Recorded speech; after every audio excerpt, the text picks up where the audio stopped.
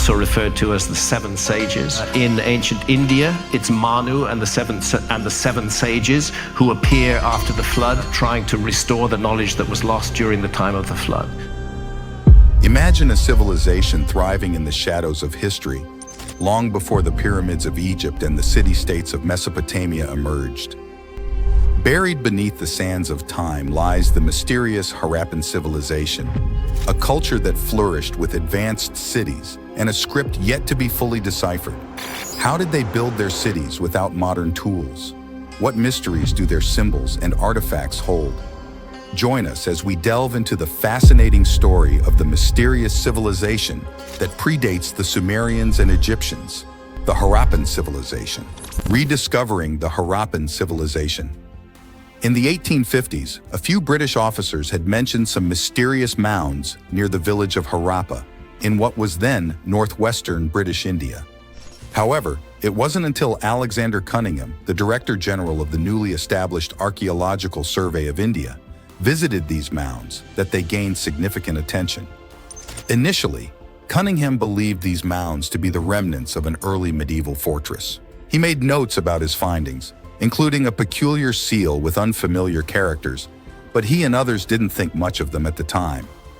After an initial survey, Cunningham and his team left without recommending further exploration.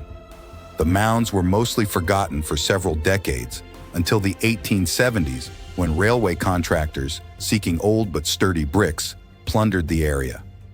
It wasn't until 1902 when a young English archaeologist named John Marshall took over as the Director General of the Archaeological Survey of India that interest in Harappa reignited. Marshall had read about Cunningham's findings, including the mysterious seal, and in 1920, he decided to organize an excavation at Harappa. The digging commenced in 1921, revealing not only more seals with similar mysterious characters, but also the remains of brick houses, streets, drains, and figurines. Around the same time, another site called Mohenjo-Daro, southwest of Harappa, near the Indus River, was being excavated by a team led by Rakhal Das Banerjee, an Indian archaeologist. Initially mistaking it for an ancient Buddhist stupa from the 3rd or 4th century AD, Banerjee soon uncovered seals similar to those found at Harappa. Knowing ancient Indian languages, he realized these seals bore a script, unlike anything from that era, suggesting a much older civilization. By 1924, Sir John Marshall concluded after examining both Harappa and Mohenjo-Daro that they belonged to a previously unknown Bronze Age civilization, which he named the Indus Valley Civilization. Over the years, archaeologists unearthed ruins of numerous cities and towns in northwestern British India. These discoveries included streets, seals, and pottery, similar to those found in the Indus Valley. Interestingly, some major sites were located far from the Indus Valley itself. Hence, the term Harappan civilization, derived from the place where it was initially found, became widely accepted. Today, some in India also refer to it as the Indus-Saraswati civilization. Despite these alternatives, Harappan civilization remains the most commonly used term to identify this ancient society. Unveiling ancient wonders. In a study published in the Dawn Journal, researchers from the Archaeological Society of India and IIT Kharagpur examined radiocarbon tests on ceramic fragments and animal bones from Burana, a village 140 miles northwest of New Delhi. Their findings confirmed that this settlement dates back at least 8,000 years. This places it much older than the ancient Egyptian and Sumerian civilizations by over 1,000 years, reshaping our understanding of early urban settlements in the region. Professor Anindya Sarkar from IIT Kharagpur's Department of Geology and Geophysics emphasized the significance. Our study establishes the settlement's antiquity to the 8th millennium BCE, significantly influencing our understanding of human evolution in the Indian subcontinent. Further studies indicate that at its zenith, the mysterious Harappan civilization boasted over 5 million inhabitants, a remarkable number for its time. By comparison, the Sumerian civilization, estimated to have had around 1.5 million people, pales in comparison. The inhabitants of this ancient city were not only skilled in urban planning, but also excelled in agriculture, metallurgy, and written communication. Their city was meticulously laid out in grids, featuring houses with distinct areas for different activities such as cooking, living, sleeping, and bathing, a layout just like modern homes. One of the most impressive achievements of the Harappan civilization was its advanced water management. Contrary to the primitive methods often associated with ancient societies, like carrying water in buckets or using basic latrines, the Harappan people had a sophisticated infrastructure. Their houses had plumbing systems and separate bathrooms, complemented by over 700 wells, and an elaborate sewage system that efficiently distributed water throughout the city.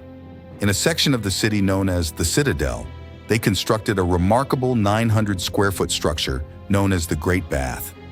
This bath was filled by diverting water from the Indus River, an engineering marvel that predated the famous Roman baths by over 2,500 years. Remarkably, this lost civilization boasted one of the world's earliest known sanitary systems. Consider that Mohenjo-Daro, with a population ranging from 20,000 to 40,000, was just one of the Harappan cities. Rakhigarhi, discovered in 1969 and largely unexplored, was likely even larger. Who can say what hidden secrets and fascinating mysteries will be discovered about this ancient civilization as archaeologists continue to dig? If Rakhigarhi was the biggest city, could it have been the capital of the Harappan civilization? And if that's true, just think about how much more advanced it might have been compared to Mohenjo-Daro. Imagine the incredible technology and innovations they might have had. Phases of urbanization. Scholars have categorized the life of the Harappan civilization into three main phases. The first phase, known as the early Harappan period, spanned from approximately 3300 to 2600 BC. During this era, urbanization began to take shape in the Indus Valley. The second phase, the mature Harappan period, lasted from about 2600 to 1900 BC. This was the golden age of the Harappan civilization, marked by the rise of large, well-planned cities such as Harappa, Mohenjo-Daro, Kalibangan, Dholavira, and others. This is the period that will be the primary focus of this program. The final phase is the late Harappan period, which occurred from around 1900 to 1300 BC. During this time, the Harappan civilization began to decline, with many of its grand urban centers being abandoned or transformed into smaller, more rural settlements. Today, there are over 2,000 known Harappan archaeological sites of various sizes scattered over a vast area around the Indus Valley. This Harappan zone extends east to the upper Ganges River basin in north-central India, west to Sutkagandur near the Pakistan-Iran border, deep into Afghanistan where smaller but significant Harappan settlements have been discovered, and south to the area just north of Ahmednagar in Maharashtra. This vast region encompasses roughly 1.3 million square kilometers, about the size of France, Germany, and the United Kingdom combined. Like the ancient civilizations of Sumer, Egypt, the Bactria Margiana complex in China, the Harappan civilization was initially tied to a major river system, the Indus River and its many tributaries. The Indus, with its primary source in the melting snows of the Himalayan mountains, and augmented by the heavy rains of the summer monsoon, flows across the lowlands of Punjab and Sindh to empty into the Arabian Sea near modern Karachi, Pakistan. Another significant river, which 4,500 years ago may have been mightier than the Indus, is the Ghaggar-Hakra River. Today, it's mostly a dry riverbed, but the numerous Harappan settlements nearby suggest it once carried a substantial volume of water. Some believe the Ghaggar-Hakra could be the legendary Saraswati River described in early Hindu texts. In prehistoric and ancient times, the annual floods of these rivers provided fresh water and fertile silt, ideal for growing crops. Combined with a long growing season of high temperatures and constant sunshine, the Indus Valley region was perfect for large-scale farming. However, harnessing these river systems was a challenge. The Harappans had to manage unpredictable flooding, clear forests, and drained, swampy, mosquito-infested wetlands to create farmland. Once achieved, they grew crops like wheat, barley, peas, and cotton. Fields were plowed by oxen and sometimes camels, with donkeys later joining the workforce. By the 3rd millennium BC, Harappan cities in Gujarat and Maharashtra had domesticated elephants, and buffaloes, sheep, goats, and pigs were common sources of food and materials. Fish from the rivers and the sea also played a significant role in their diet. As in other parts of the world, consistent agricultural surpluses allowed segments of society to focus on other pursuits such as metalworking, town planning, engineering, and the arts. This division of labor contributed to the sophisticated and advanced nature of the Harappan civilization. The story of the Harappan civilization's beginnings is fascinating. Today, the Indus Valley sees less than 15 centimeters of rain each year, but scientists have found that during the 3rd millennium BC, the monsoons were much stronger and more dangerous. The combination of melting Himalayan snow and heavy annual rains required permanent settlements to be constructed from very durable materials. Unlike ancient Mesopotamia and Egypt, where mud bricks were common, the Harappans needed something sturdier due to their harsh climate. Mud bricks would easily erode or wash away during heavy rains and floods. To solve this, the Harappans invented burnt bricks. These were made from local clay, sand, and water, shaped into uniform rectangular blocks, dried in the sun, and then fired in kilns at temperatures over 800 degrees Celsius. The resulting bricks were incredibly tough and weather-resistant, so much so that in the late 19th century, they were repurposed for railway construction in Punjab. For the Harappan people, these bricks were essential for protecting their homes from the destructive monsoon rains and floods. During the mature Harappan phase, the use of bronze became widespread. Bronze was used to create tools, ornaments, figurines, toys, needles, jewelry, and weapons. The numerous bronze forges found in Harappan cities highlight the significance of this metal in their society, although copper items were also still prevalent. To make bronze, both copper and tin were needed, but these metals were scarce in the Indus Valley. Cities like Mohenjo-Daro and Harappa had to import them, with copper coming from mines in Balochistan and Rajasthan, and tin from Afghanistan. The discovery of large Harappan settlements in these distant regions suggests that long-distance trade was established to secure these vital resources, likely playing a major role in spreading Harappan culture. Harappan traders likely exchanged goods such as cotton, grain, wood, shells, and crafted items like carnelian beads for the copper and tin they needed. This extensive trade network not only provided essential materials for the Harappans, but also helped disseminate their culture throughout the Indian subcontinent and beyond. Mysteries of the Harappan civilization. Some genetic studies reveal an intriguing fact about the ancient farmers of the Indus Valley. Unlike their neighbors in what is now Iran, who are considered among the first to develop agriculture over 10,000 years ago, the Harappan farmers did not share close genetic ties with them. This suggests that the spread of agriculture wasn't uniform across regions. In many parts of the world, agriculture spread as people migrated and mixed with different populations. For example, genetic studies in Europe show that Stone Age farmers carried their agricultural knowledge across the continent as they moved and intermingled with various communities. However, this wasn't the case with the Harappan population. Their genetics remain distinct from those of neighboring groups who developed agriculture before 8000 BC. This raises fascinating questions. Did the ancient Harappan people develop farming on their own, or did they learn it from some unknown source? Given that the Harappan civilization is older than both the Egyptian and Sumerian civilizations, it's worth pondering if they could have been the ones to pass on this knowledge to these ancient cultures. Furthermore, if there was a social and political hierarchy in the Harappan civilization, who held the top position? Was it a king, a priest who served both spiritual and political roles, or perhaps a governing council? Scholars have debated these questions, offering various theories. Whoever held authority likely resided in the Acropolis area of the city, possibly within a citadel if present. Another mystery is the extent of their power within a typical Harappan city. With little evidence of military culture or standing armies in most cities, how did the leadership enforce its decisions on the population? These questions continue to intrigue researchers, urging them to explore further for answers. One theory suggests that specific groups of people were selected to handle various government tasks. Each city probably had its own council, which reported to a central council overseeing the entire civilization. Considering the vast distances between the various cities of the Harappan civilization, this decentralized yet organized government structure is quite impressive.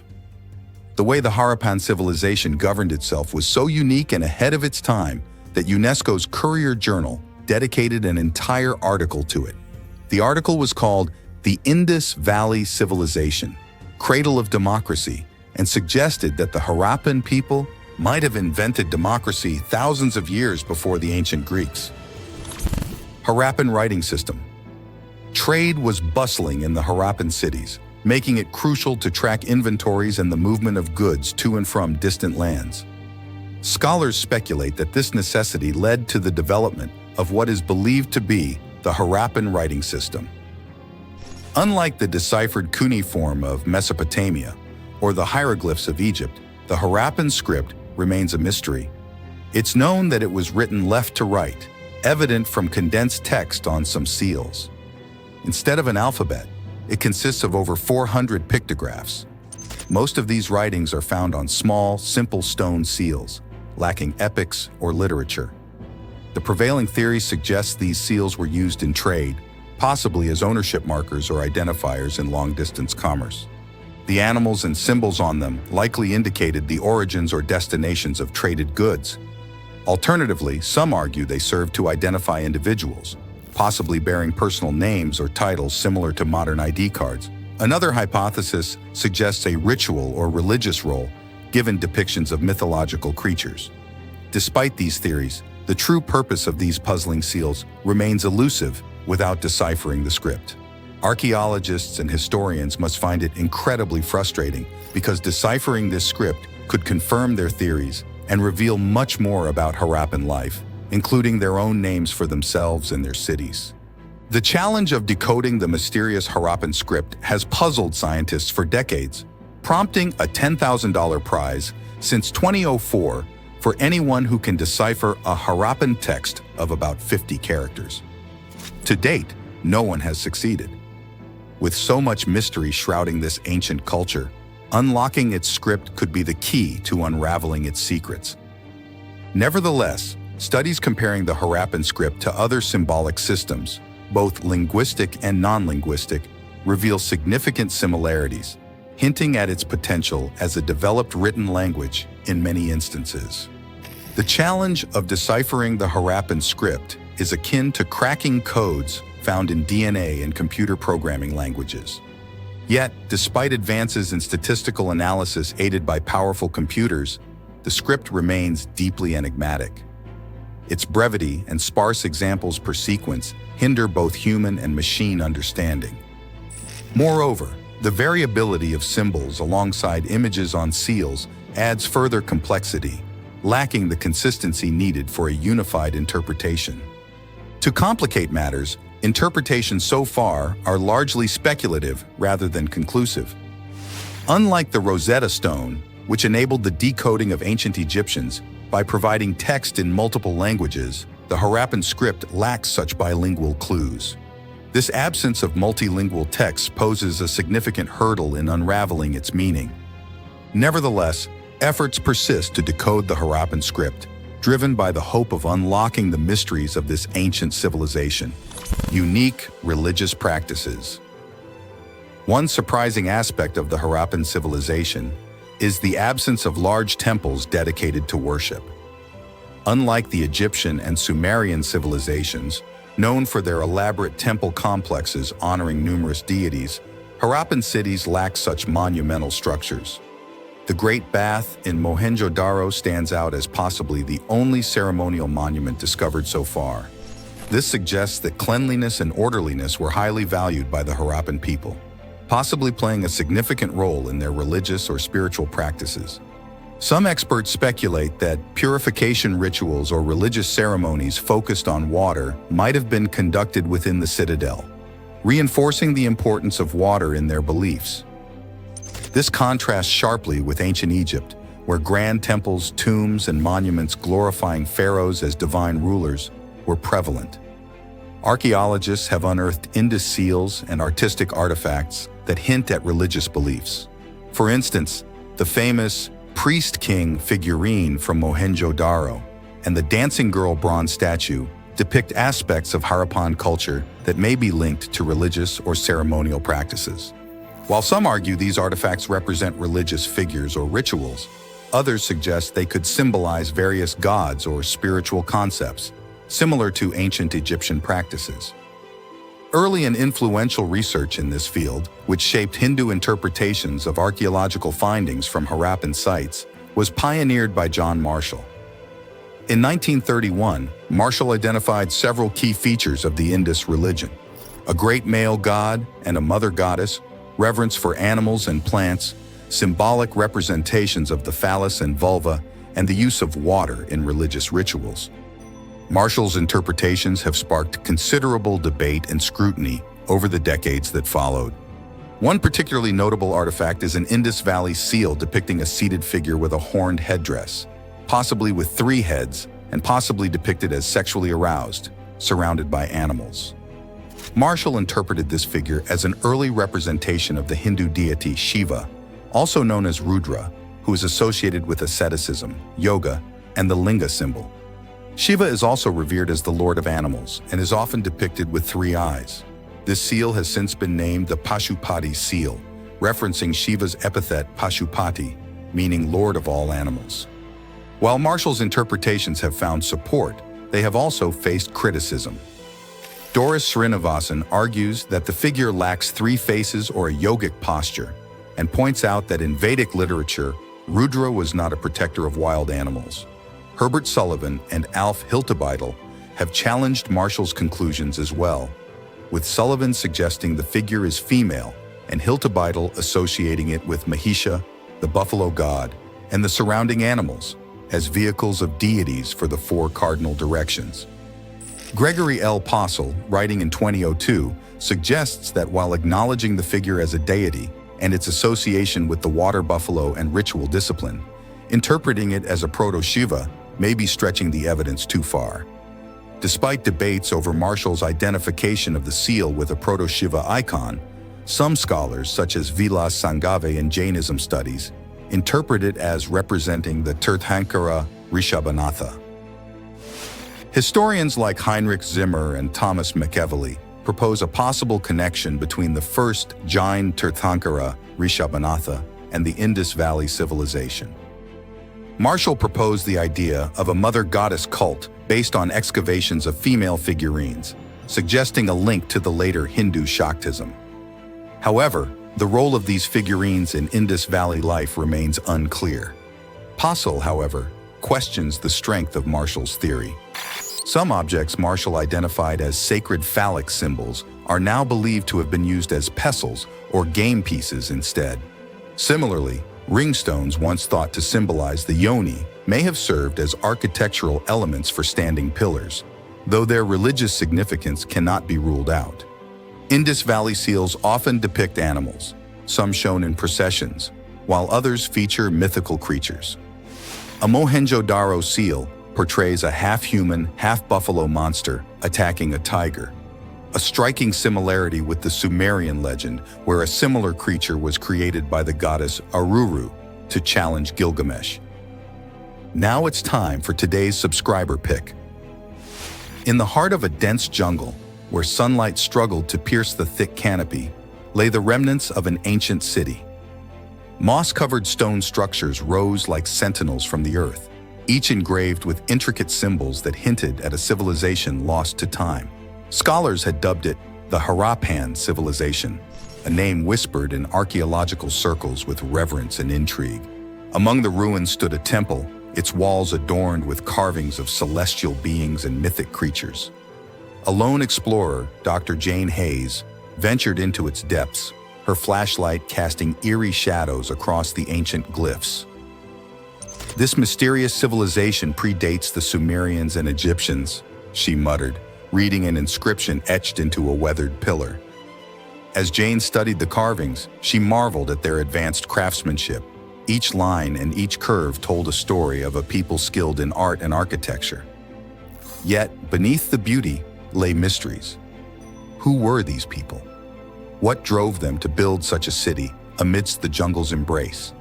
And why did they vanish, leaving only echoes of their existence?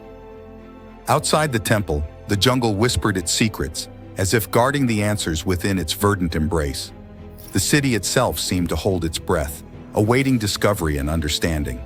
Could Jane unravel the enigma of this lost civilization, or would its secrets remain entwined with the roots of time? What tales do the stones of this forgotten city whisper to those who dare to listen? Insights into ancient life. Numerous artifacts from the Indus Valley, including seals, pottery, terracotta figurines, stone sculptures, gold jewelry, and bronze vessels, have been unearthed during excavations. Among these discoveries are intricately detailed figurines made of terracotta, bronze, and steatite, with some likely serving as toys. The Harappans were also skilled in crafting toys and games, such as cubicle dice found at sites like Mohenjo-Daro. The terracotta figurines depict various animals like cows, bears, monkeys, and dogs. However, the most iconic image found on many seals from the mature period remains a mystery. It depicts a creature that appears part bull, part zebra, adorned with a majestic horn, sparking much speculation. While it's unclear if this image held religious or ritual significance due to limited evidence, its widespread presence prompts questions about the spiritual beliefs embedded in Indus Valley civilization imagery. Various crafts such as shellworking, ceramics, and making agate and glazed steatite beads were practiced during all phases of Harappan culture, creating necklaces, bangles, and other ornaments. Some of these traditional crafts continue in the Indian subcontinent today. Additionally, makeup and toiletry items found in Harappan contexts, like special combs known as kakai, collyrium, and a versatile toiletry tool, have parallels in modern Indian practices. Terracotta female figurines from around 2800 to 2600 BCE were also discovered, some adorned with red hair partitions. Archaeological discoveries from 2000 to 3000 BC in Lothal include board game pieces resembling chess. The artifacts excavated from Mohenjo-Daro were initially housed in the Lahore Museum and later moved to the ASI headquarters in New Delhi. As plans for a new museum for the British Raj's capital progressed, discussions arose concerning the distribution of finds as Indian independence approached. Following negotiations, about 12,000 objects, predominantly pottery sherds, were divided equally between India and Pakistan. Notably, items like necklaces and girdles were split into separate piles. Among the most famous sculptures, Pakistan received the priest king figure, while India retained the dancing girl. Although written much later, the Natya Shastra categorizes musical instruments into 4 groups based on how they produce sound: strings, membranes, solid materials, and air. Such instruments were likely used during the Harappan civilization period. Archaeological findings show the use of basic rattles and flute-like instruments made from hollowed-out vessels. Images from that time also suggest that early harps and drums were part of their musical culture. An ideogram from the IVC contains the earliest known depiction of an arched harp, dating back to before 1800 BCE. The decline of the Harappan civilization. Within just a century of its peak, the Harappan civilization faced a sudden and steep decline, leading to the eventual collapse of most areas. This mystery has puzzled archaeologists and scholars since the excavations of Harappa and Mohenjo-Daro. As expected, numerous theories abound regarding the causes of this decline. Today, most scholars reject the notion of a single cause, instead pointing to a combination of factors over several generations. Previously, it was commonly believed that foreign invaders, particularly the Aryans from Central Asia, were responsible for the downfall. However, this theory has largely been dismissed, given the Aryans' arrival several centuries later.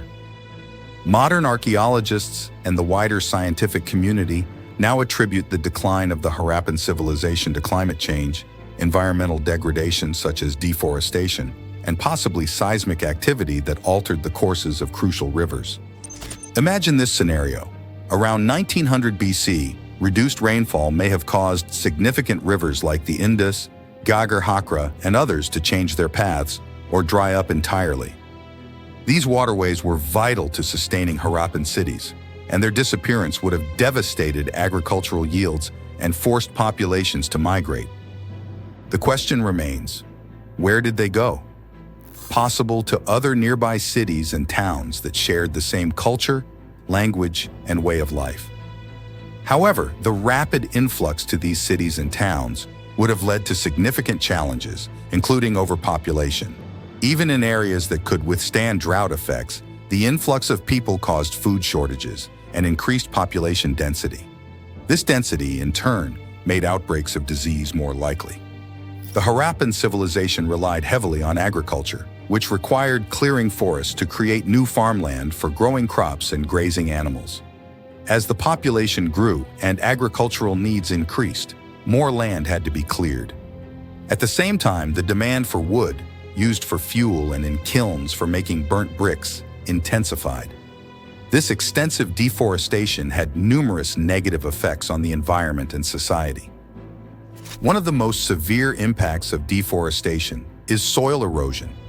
Trees stabilize the soil, preventing erosion by rain, wind, and flooding, which is common in the Indus Valley. Without trees, soil fertility declines, making it harder to grow crops and leading to food shortages, economic instability, and social unrest. With rivers drying up and forests disappearing, the land could no longer support the growing Harappan population. Many people who didn't succumb to starvation left their homes in search of food and better opportunities elsewhere. Some migrated eastward to the fertile plains along the Ganges River, while others headed south where the local environment might have been more hospitable and predictable. Many scholars generally accept this hypothesis today. By 1800 BC, although the great cities of Mohenjo-Daro and Harappa had largely been abandoned, remnants of Harappan culture persisted in other regions for a few more centuries. Over time, new peoples migrated into these areas, and the once dominant Harappan cultural zone and its people merged with or were absorbed into the emerging Vedic society on the subcontinent during the second millennium BC. Could the secrets of the Harappan civilization rewrite our understanding of ancient history? Let us know your thoughts in the comments below.